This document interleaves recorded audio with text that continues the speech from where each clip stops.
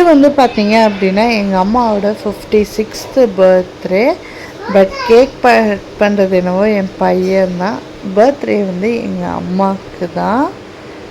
Okay, ஜாலியாக cake cut பண்ணி enjoy பண்ணோம். ஃபுல் வீடியோவை பார்த்து நீங்களும் என்ஜாய் பண்ணுங்கள். தேங்க்யூ.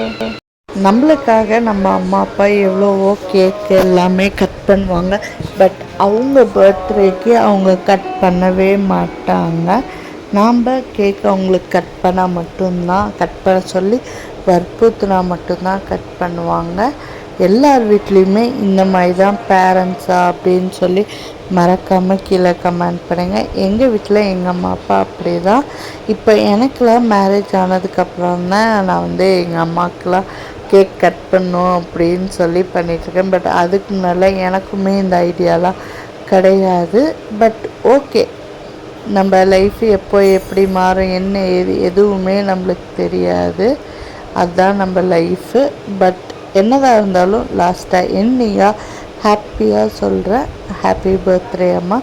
ஜாலியாக இந்த பர்த்டேயை நாங்கள் செலிப்ரேட் பண்ணிட்டு நைட்டு ஹோட்டல் போயிருந்தோம். உங்கள் எல்லாருக்கும் இந்த வீடியோ பிடிச்சிருக்குன்னு சொல்லி நம்புகிறேன். பிடிச்சிருந்துச்சு அப்படின்னா மறக்காமல் சேனலை like, share, comment, subscribe. Thank you.